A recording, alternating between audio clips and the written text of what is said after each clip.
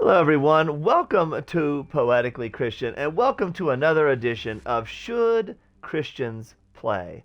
The series where we go between the lines of the ESRB to answer the questions, should a Christian play, and is this game accessible for me, guys? Hi, guys. My name is Derek, and I am a legally blind preacher, so I come at things from the low vision blind spectrum.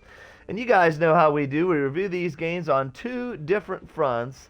Is the game physically accessible? What physical accessibility features does it have for the blind, low vision, deaf and hard of hearing, and motor disabled? And then, of course, we review games on whether they are morally or accessible for Christians.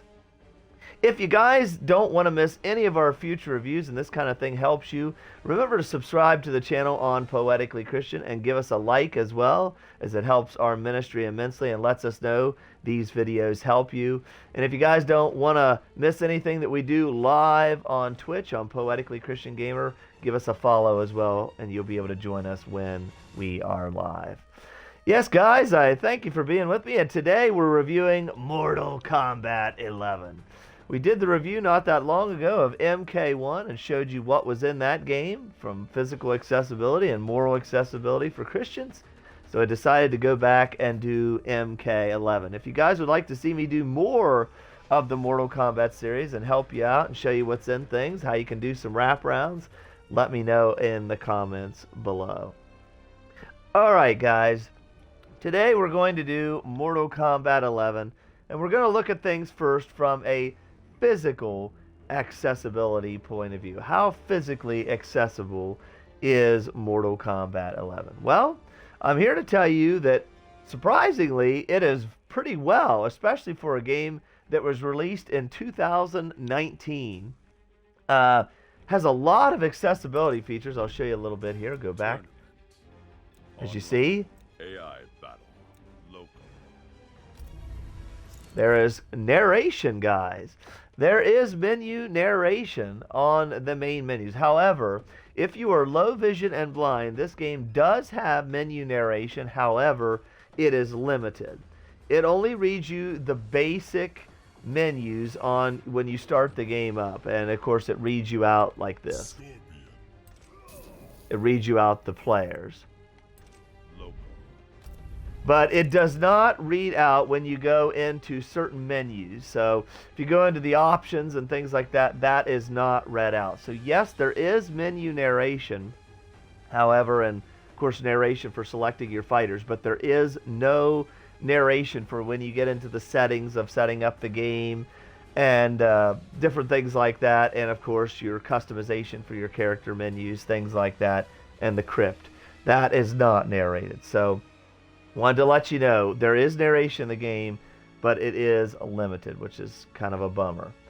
But it's there, and what's there is appreciated.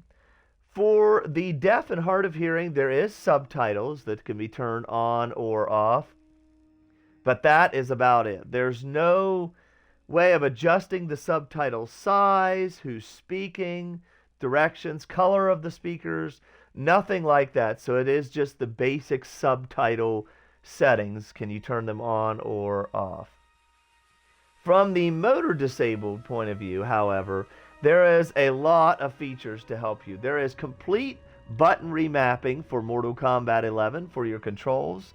No presets or no simplified controls like we had in MK1 or Street Fighter 6 or even Tekken 8. But there is button remapping, complete button remapping that you can do to your heart's desired to help you out with that. So overall, from a physical accessibility, this isn't bad.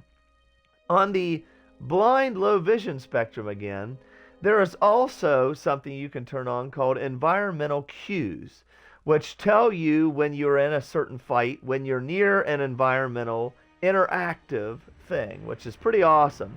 So if you're going through the stage and you're fighting back and forth, it'll give you an audio ping to let you know that you are near an interactable part of the environment that you can throw your opponent into or interact with it in some way, which is very awesome for the low vision blind point of view. It lets you know when you're near something that can help you. Also, when your meters fill to use your fatal blows and things like that, it also gives you a chime to let you know when that is filled and can be used.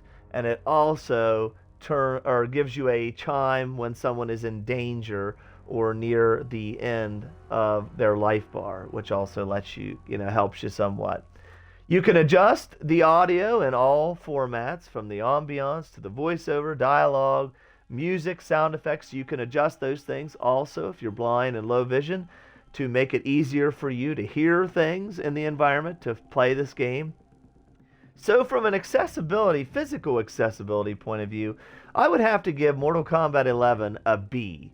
It's not quite to the level of MK1, which set the bar extremely high, nor is it anywhere near certain other games that we reviewed. If you guys want to check out those, we have an entire playlist.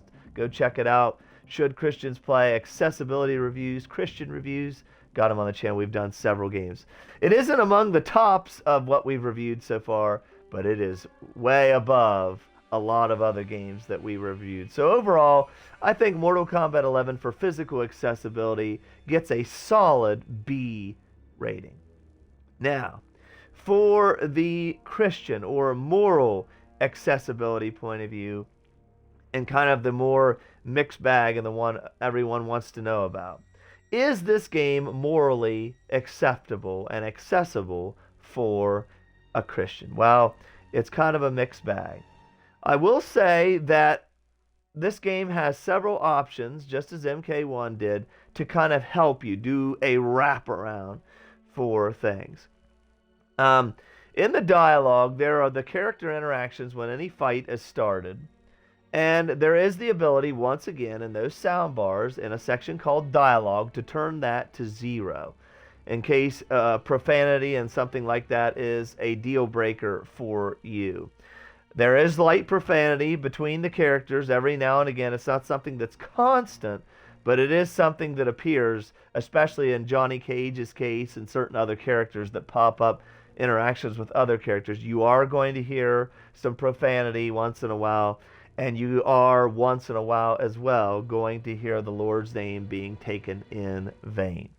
But if you want to do away with that, you can turn that dialogue to 0 to blank those interactions out, where you do not have to hear that. So there is a wraparound for that where you can avoid that if you want to, and still have all the other sound effects, the grunts, the groans from the people fighting, and the music and the sound effects of the powers being thrown, and the ambient sound of the backgrounds. All that can be left on, and you're fine. As far as the female dress in this game, it is actually not bad at all. The female characters are pretty well dressed in this game. They're not overtly sexualized like they were in other Mortal Kombat games. And you also have the additional option to go in and customize your characters in Mortal Kombat 11 with all kinds of gear. So you can kind of dress them up, put different armor, different things on them to cover them up differently if you want to, kind of customize the game to your heart's content. So that's another plus as far as that goes. However, there is no wraparound. As usual, it is a Mortal Kombat game. This game got an ESRB rating of M for mature, 17 plus, for blood and extreme violence, language, and disturbing images. But what the ESRB rating does not tell you guys, what can we do in between? As I told you, you can avoid the taking the Lord's name in vain. You can avoid the blasphemous talk by turning the dialogue to 0. But there is no way of turning off the blood and over-the-top gore. That part, it's in the game. If that's a deal breaker for you, there is no way of turning the blood off, unfortunately. I wish that feature would be made available in certain Mortal Kombat games. But it doesn't exist here. However, yes, there is blood. Yes, there is things. But if you're not bothered by that, as I always say, use your own discernment and your own guidance of the Holy Spirit, knowledge of God's Word, and your own personal feelings within your heart, whether you feel comfortable playing a game. If blood and violent kind of things don't bother you, there is the ability, again, when the match is over, you get the chance to finish, and there are fatalities in this game. However, you do not have to perform them. It is in the player's hands whether you decide to do that or not. You don't have to do that. You can simply allow your character, your opponent, to fall over or do some simple little move to him to take him down. Or in the case of Mortal Kombat 11, something even cooler is you have the ability in this game to perform friendships. Now, this did not exist in Mortal Kombat 1. There were no friendships. But in this game, there are friendships. Every character has a friendship finishing move, which is just a lighthearted, funny little way of embarrassing or kind of having fun with your character. Some might do a dance or all kinds of crazy things, present some kind of a gift or that kind of thing. So that is another option. If you want to play through the game and the finishing segment comes up on this game, you have the ability to do a non-violent and bloodless finishing move called a friendship. Friendship again? Sorry, I had to say it, guys. So that's an option as well. What about the story mode? How does the story mode go? Well, the story mode in this game is not too overtly bad. Of course, you're going to have the violence and things like that with the Mortal Kombat story, but the base story is not as egregious as the Aftermath expansion. However, both story mode and Aftermath expansion story mode do not have to be installed on this game. When you install the game, it gives you the options on what you want to install. You can just install the base game. You do not have to install those extra story modes if you do not want them, which I have chosen not to. I don't want to play through those things, so I chose not to install them. There is a little bit of profanity throughout the story mode, but nothing as egregious as Mortal Kombat 1. As far as the base story goes, it's not as bad as MK1. You don't have the taking the Lord's name in vain over the top like you have in Mortal Kombat 1, and you don't have some of those crazy things like you did. However, in the Aftermath expansion story mode, it focuses more on Shang Tsung, spoiler alert, and some things kind of get a little over the top, and Sindel being brought back and things like that. So overall, the storyline, the base game is better than the Aftermath as far as a moral Christian accessibility point of view, but you have the option. Again, the options is what matters so much. You have the option to not install either one of those or uninstall them and remove them from the game. Also, as far as removing things from the game, as you'll see, I have certain characters' faces blacked out on here. This is the Mortal Kombat 11, the Ultimate Edition. And on this edition, you have the option of installing each character that was added through DLC as your heart's content. On MK1, once I installed the Combat Pack, you were kind of stuck with it. I had no way of removing it. But on MK11, that is not the case. You can install or uninstall any character that you see fit. So they are no longer accessible, no longer part of your game. You may still encounter them as far as fighting them, but if the dialogues turn off, then you're good. But there are certain characters that I uninstalled for moral Christian reasons. I'll give you a little explanation. For example, Sindel is a DLC character that I uninstalled. The reason is because during the game, and especially in her arcade ending, she kind of refers to herself as above God, not being going to answer to God or anyone. And of course, that's a blasphemous thing to say. And so I uninstalled her. Spawn, a DLC character, I uninstalled because of his background with hell and all those things, and that kind of bleeds through the storyline and it bleeds through his ending and things like that. So didn't think it was necessary to have him on my game as well. The only character that was part of the base roster that you cannot uninstall, however, that is egregious and overtly egregious blasphemous talk, is the character Scarlet. You have no way of uninstalling her or getting rid of her off your game. You're stuck with her. I just simply don't play as her character on the game. But her ending, I'll let you watch on YouTube. I'm not going to show it here or anything like that. Her character, her ending is blasphemous. There's just no other word of saying it. It's about as bad as it gets. So if that's a deal breaker for you, it is in the game. You could blank out her dialogue so you don't have to hear her interactions in the game. And of course, if you do decide to play as her, which I don't, you can skip the storyline. The endings are skippable. But I just don't feel comfortable having them on my game. I don't care for the characters anyway, the ones I've uninstalled. So for me, that's how I did it. You do it however you want to, guys. I'm just telling you what is in the game.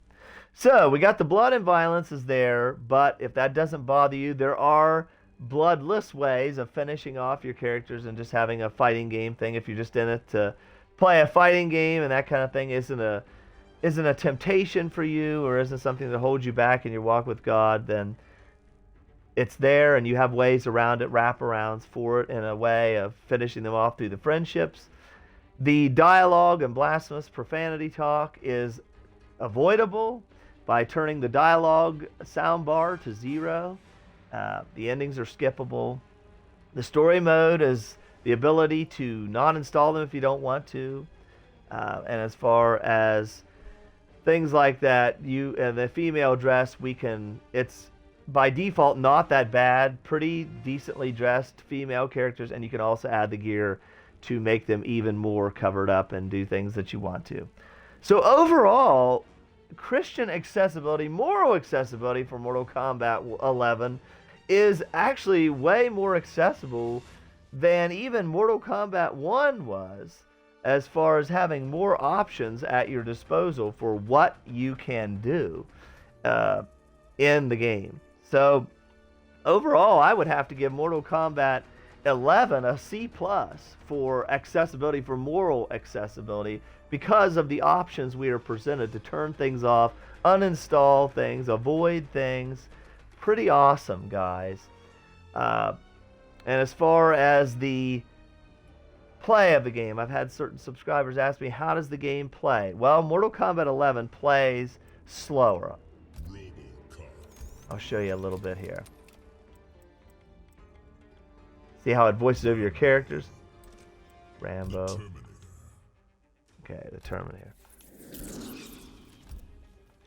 We'll just turn it. You can see pretty... It announces the arena that you're in when you select them. Things like that. So, it's pretty cool.